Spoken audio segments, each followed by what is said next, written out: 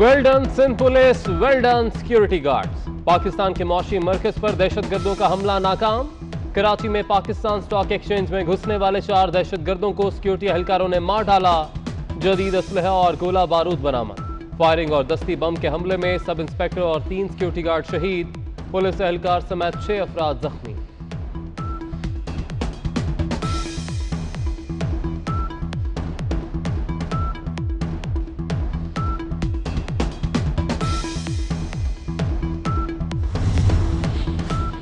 Karachi stock exchange पर हमले की इब्तदाई रिपोर्ट तैयार। 4 दहशतगर्द असलहा और दस्ती बमों से लैस थे। पहले चौकी पर दस्ती बम फेंके, फिर फायरिंग कर दी। 2 दहशतगर्दों को पुलिस और 2 को सिक्योरिटी गार्ड्स ने मारा। दहशतगर्द मुकम्मल तैयारी के साथ आए। पानी, जूस और चने के पैकेट्स भी मिले। दहशतगर्दों के जरिए इस्तेमाल गाड़ी की नंबर प्लेट जाली निकली।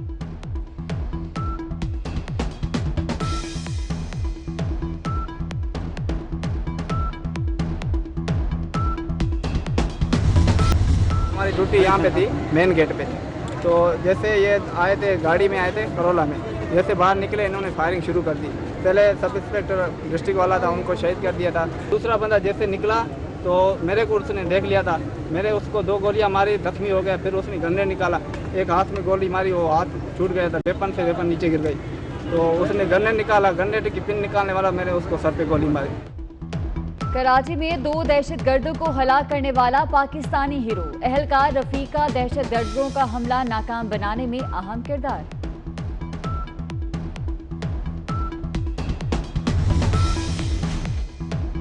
डीजी रेंजर्स का इमारत का दौरा। बरवक्त कार्रवाई करने पर पुलिस और रेंजर्स के जवानों को शाबाश। कहते हैं 4 दहशतगर्द दाखिली दरवाजे पर मारे गए। तमाम कार्रवाई 8 मिनट में मुकम्मल की गई।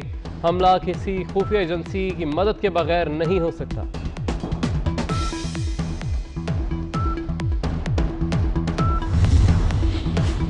भारत फिर पाकिस्तान में दहशतगर्दों की डोरियां हिलाने लगा। बलूच नेशनलिस्ट और MQM लंदन को भारत से फंडिंग होती है। भारतीय फौजी अफसर, सियासतदान भी कराची को बंद करने की धमकियां दे चुके हैं। मुल्क भर में सॉफ्ट टारगेट दहशतगर्दों का निशाना। कराची, लाड़काना, घोटकी में रेंजर्स पर हमले के बाद पाकिस्तान स्टॉक एक्सचेंज पर हमला भी इसी सिलसिले की कड़ी है।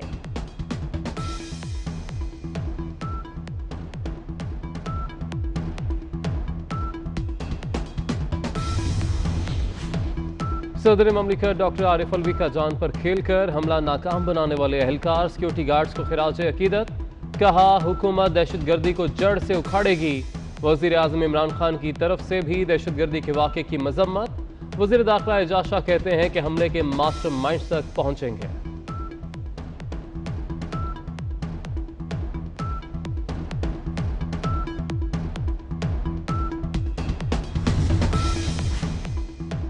गवर्नर सिंध इमरान इस्माइल कहते हैं पाकिस्तान स्टॉक एक्सचेंज पर हमला पाकिस्तान की मईशत पर हमला है। हमले में भारत का हाथ हो सकता है। वज़ीर आला सिंध मुराद अली शाह ने हमले की रिपोर्ट तलब कर ली। कहा, यह मुल्क की सलामती पर हमला है। नासिर हुसैन शाह बोले, मुल्क दुश्मन अमनो अमान की सूरत हाल खराब करना चाहते हैं। सईद गनी का कहना है कि भारत लद्दाख में रुसवाई का बदला पाकिस्तान से लेना चाहता है।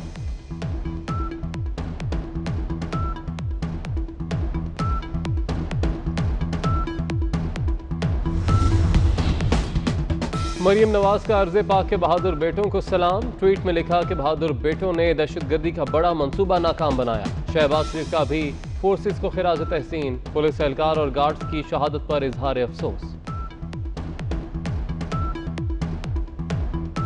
उसी तरह जिस तरह चीनी की साजिश की गई, एक्सपोर्ट करके उसकी किल्लत पैदा की गई और लोगों ने 25-30 रुपए के हिसाब से जो। प्लीज आप तशरीफ रखें। देखिए प्लीज आप तशरीफ रखें। शाह साहब नहीं देखिए ये इनकी पार्टी की रिस्पांसिबिलिटी है। कौमी असेंबली में बजट की शिकवार मंजूरी जारी। अपोजिशन की कटौती की तहरीक कसरत राय से मुस्तरद। इजलास के दौरान ख्वाजा आसिफ और फवाद चौधरी में तल्ख कलामी। लीगी रहनुमा ने पेट्रोल बहरान को हुकूमत और माफिया का गठजोड़ करार दे दिया। मुराद सईद की तकरीर के दौरान अपोजिशन का वॉकआउट। मौलाना असद महमूद और अली अमीन गंडापुर भी आमने सामने। पीटीआई अरकान का एहतजाज और शोर शराबा।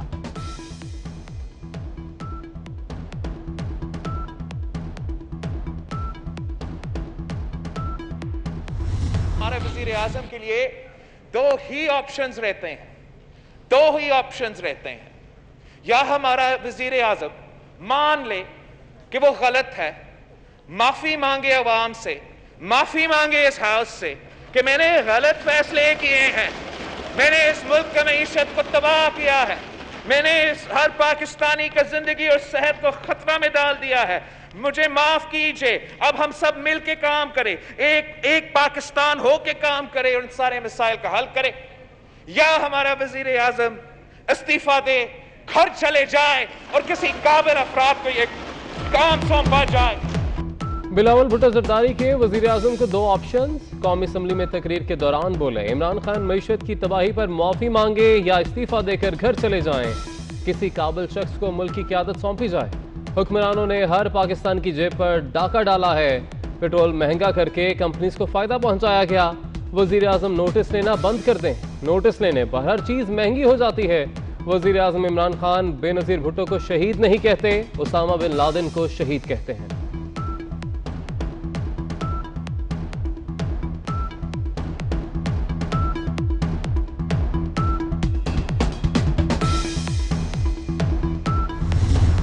नोटिस लेना बंद कर दे, तुम मुल्क लूटो, हम नोटिस लेना बंद कर दे, तुम कमीशन करो, किकबैक्स खाओ, हम नोटिस लेना बंद कर दे। नोटिस लेगा, इमरान आया ही नोटिस लेने के लिए। Thank you. सौदागर नहीं है, नजरिए का सौदा नहीं करेंगे। Imran Khan enjoys the confidence of the house, इस्तीफा नहीं देंगे। 100 जतन कर लिए, चट्टान की तरह अपनी जगह कायम है और कायम रहेंगे। इमरान खान आया ही नोटिस लेने के लिए है, वजीर आजम इस्तीफा नहीं देंगे। पाकिस्तानी अवाम ने इमरान खान को मैंडेट दिया है, आप 100 जतन कर लें, वजीर आजम चट्टान की तरह खड़े रहेंगे। वजीर खारजा शाह महमूद कुरैशी का कौमी असम्बली में इजहार ख्याल।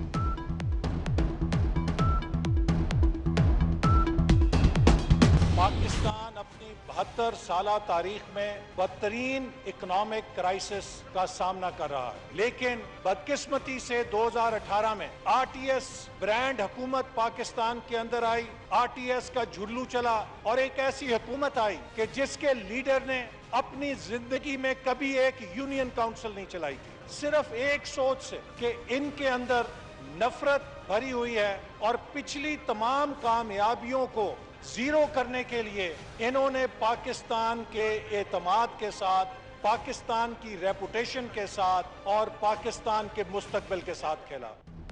पाकिस्तान बदतरीन इक्तिसादी बहरान से गुजर रहा है। वजीर आजम इमरान खान मुल्क की तबाही के जिम्मेदार हैं। 2018 में झुर्नू फेरा गया, जिस शख्स ने यूनियन काउंसिल नहीं चलाई उसे मुल्क का इक़्तिदार दे दिया गया है। पाकिस्तान के मुस्तकबिल से खेला गया। लीगी रहनुमा एहसन इकबाल कहते हैं कि हुकूमत ने चीनी चोरों को बचा लिया, हुकूमत के लोगों में नफरत भरी हुई है।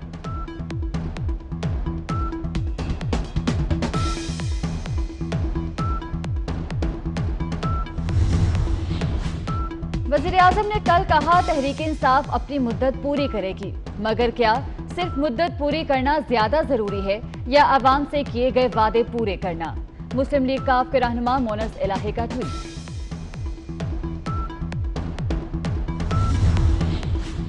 मियां शहबाज शरीफ की अबूरी जमानत में 7 जुलाई तक तौसील। लाहौर हाई कोर्ट में हाजिरी माफी की दरख्वास्त मंजूर। अदालत का 2 जुलाई को शहबाज शरीफ का दोबारा कोरोना टेस्ट कराने का हुक्म।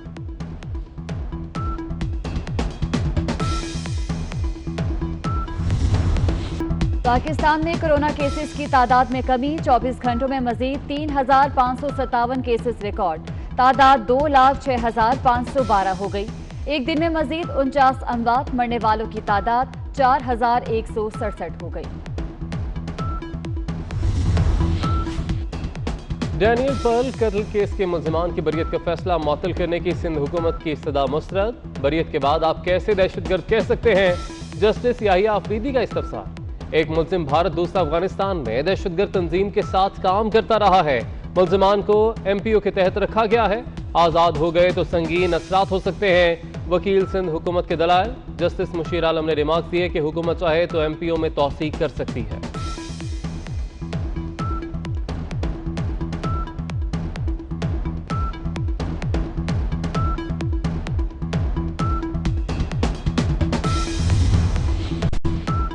हाई कोर्ट में ट्रांसपोर्ट पर पाबंदी के केस की समाप्त। ट्रांसपोर्टर्स की कमरा अदालत के अंदर और बाहर बदनज़मी।